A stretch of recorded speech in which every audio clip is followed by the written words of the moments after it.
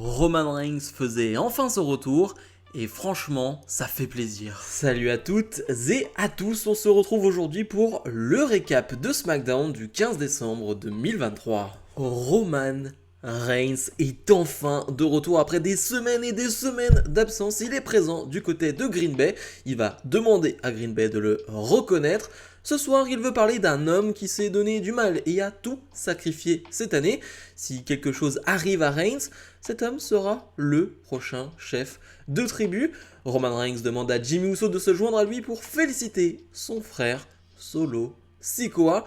Roman Reigns va faire un câlin à Sikoa et la musique d'un certain Randy Orton va retentir. Orton nous dit que cela fait 18 mois qu'il réfléchit à ce moment-là, à ce qu'il va dire. Une chose est sûre, Orton vient défier Reigns. Ce dernier lui a pris 18 mois, alors Randy Orton va tout lui prendre. Ça commence ce soir et ça va terminer au Royal Rumble. Randy Orton défie donc Roman Reigns pour le titre lors du Royal Rumble. Roman Reigns dit qu'il semble mériter, selon les fans. Orton attend depuis 18 mois. Reigns n'a pas du tout pensé à lui pendant ce temps. On n'est plus en 2007. Roman Reigns est au-dessus de tout le monde. Orton peut écouter les voix dans sa tête qui lui disent de quitter le ring et de ne pas manquer de respect au chef de tribu Roman Reigns. S'ils ont un autre match, ce ne sera pas 18 mois, ce sera la retraite. Randy Orton répond que Roman Reigns a peut-être raison. Reigns a bien évolué. Ce n'est plus qu'un champion historique. C'est une légende, mais Randy Orton est toujours le Legend Killer. Orton va tenter de porter un RKO sur Roman Reigns, mais ce dernier va l'éviter. Randy Orton va prendre le micro une dernière fois et dire que les voix dans sa tête lui disent que Roman Reigns vient de se dessus et que Daddy est de retour. Excellente promo entre Roman Reigns et Randy Orton. On a un Randy Orton plutôt taquin, plutôt épicé, plutôt salé pour ce premier segment entre les deux. Un premier segment qui va, on le pense, mener jusqu'au Royal Rumble, mais beaucoup de choses peuvent se passer, on en reparlera ce soir. Mais ouais, c'était vraiment bon. Autant je suis très critique sur les absences de Roman Reigns, sur le fait qu'il ne soit quasiment jamais là, autant quand il est là, les promos sont quand même assez souvent intéressantes, assez souvent remarquables. Et là, face à un Randy Orton habitué, expérimenté, ça ne manque pas. Franchement, c'était un très très bon segment. Plutôt drôle, le début de promo de Roman Reigns, où il met en avant Solo Sikoa et Jimmy pensait qu'il parlait de lui. Plutôt très drôle et Jimmy Uso continue dans ce personnage très comique et franchement ça fonctionne. Bref, on en reparlera ce soir, mais excellent début de show. Grayson Waller affronte Carmelo Hayes en quart de finale du tournoi pour devenir challenger au titre US de Logan Paul.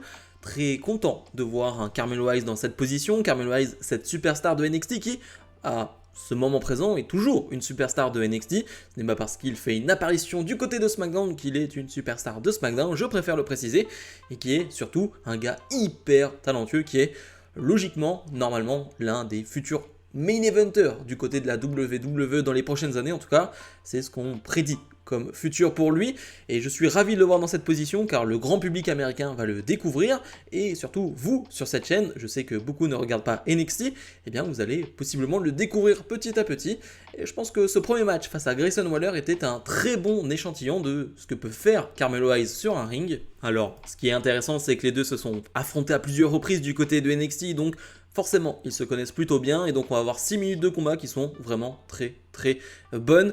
On a un bon mélo qui va être bien mis en avant, qui va avoir le soutien du public. Le public américain est vraiment derrière Carmelo Hayes et ça c'est plutôt cool, c'est plutôt bon signe, ça c'est clair et net. Il y a une prise pendant le combat que je n'arrive pas à m'expliquer, une prise de Grayson Waller dans le coin du ring, il va porter une sorte de DDT avec sa jambe, j'aimerais bien que vous m'en parlez, je n'ai jamais vu cette prise, même de Grayson Waller ou de n'importe qui, mais vraiment prise assez impressionnante et le public était assez étonné de la voir, et moi aussi d'ailleurs.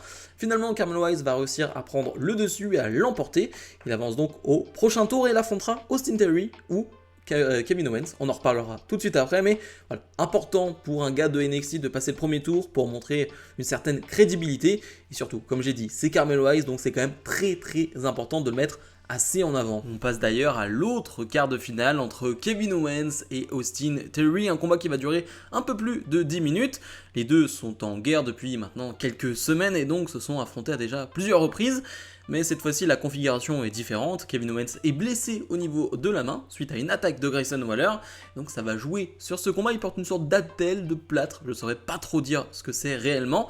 Ce qui est sûr, c'est qu'on va avoir un excellent combat et je suis ravi d'avoir ce combat de qualité parce qu'on a un grand Austin Theory dans ce combat, un Austin Theory qui de plus en plus est en train de redevenir le Austin Theory que j'aimais, le Austin Theory qui catchait. Ça paraît bête ce que je suis en train de dire, mais à un moment donné, Austin Theory, il faisait plus grand chose sur un ring. Il se contentait de ce personnage de heel, d'être méchant entre guillemets, et de ne pas faire grand chose sur un ring. Et bah là c'est bon, on est en train de revoir des prises. Une prise toute bête, mais son Spanish Fly qu'il porte, il est sublime, et bah on le voyait plus trop. Il y a ce genre de prise qu'il portait et qu'il ne portait plus, et là bah il les porte. Et ça, franchement, ça me fait vraiment plaisir.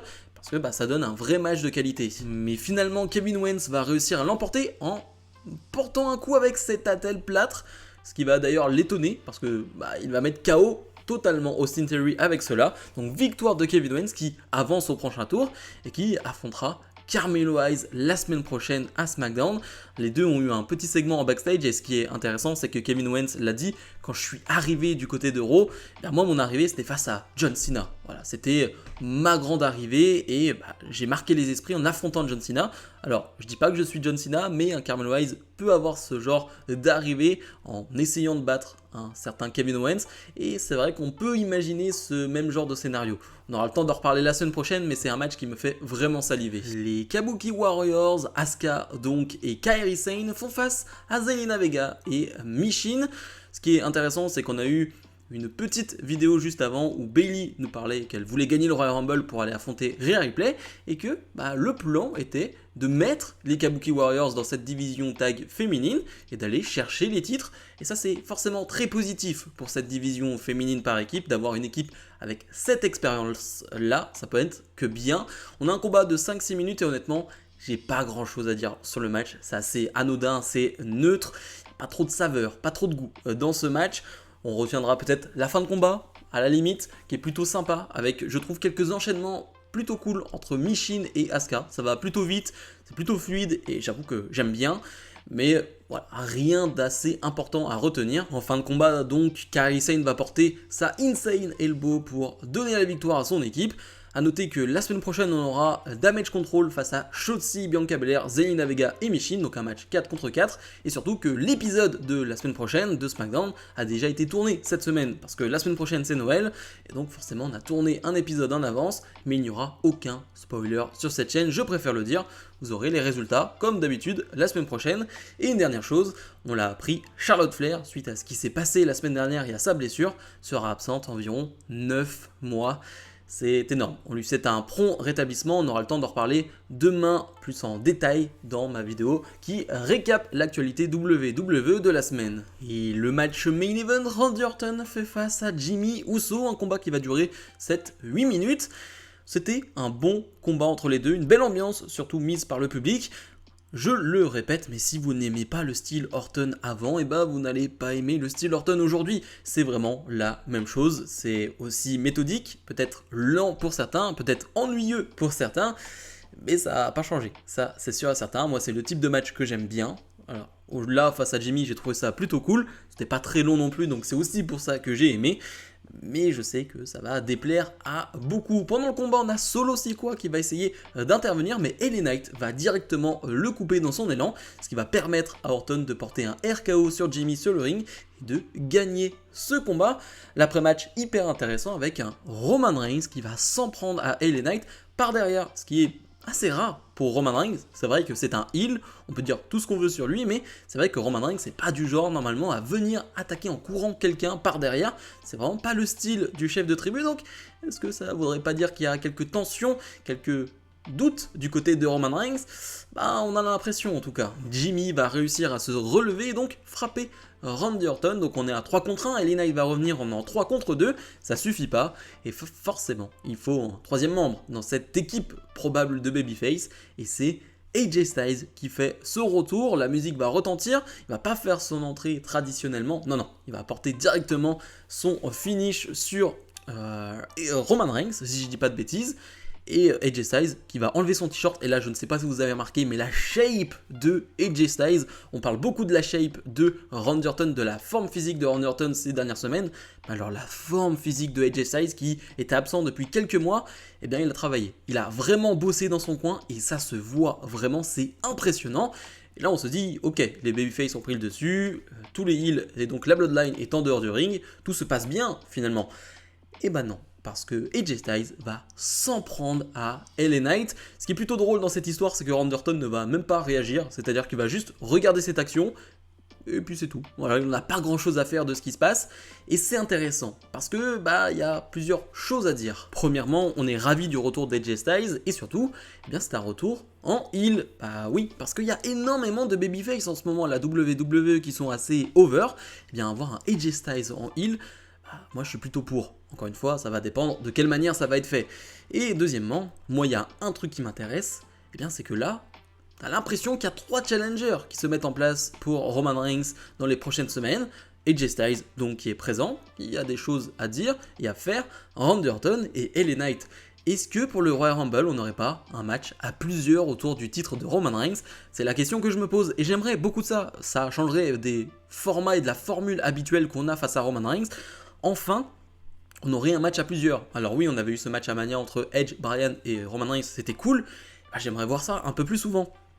Et là, franchement, Orton, AJ Styles, Roman Reigns, franchement, ça aurait de la gueule avec un LA Knight.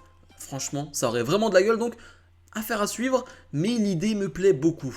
Bilan de ce SmackDown, eh bien, c'était vraiment bon. Je mets un bon 8 sur 10. J'ai bien aimé certains matchs. Je pense au Melo Waller, je pense au Austin Theory, Kevin Owens, qui était pour moi le match de la soirée. Et puis, toute l'histoire qu'il y a autour de la Bloodline, cette réunification des babyface contre la Bloodline, puis finalement le retour de AJ Styles qui se retourne contre LA Knight.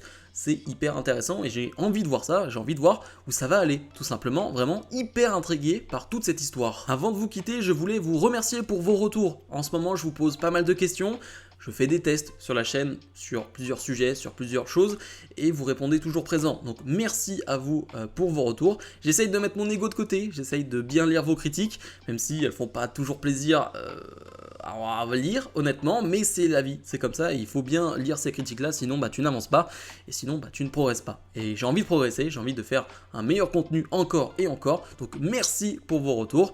D'ailleurs, cette vidéo n'aura pas de première, c'est-à-dire qu'il n'y aura pas de chat. La vidéo va sortir à midi tout pile, bon vous la verrez à midi exactement, mais il n'y aura pas de vidéo en première. J'essaye des choses, encore une fois on va voir comment ça se passe. J'ai remarqué que ces derniers temps il y avait moins de monde dans le chat sur les premières, donc je me dis autant l'enlever. En tout cas on va essayer ça. Bref, comme d'habitude n'oubliez pas de mettre le pouce vers le haut, de vous abonner, et nous on se retrouve dès demain pour l'actualité, pour le récap de l'actualité WWE de la semaine, et il y en a des choses à dire. Salut.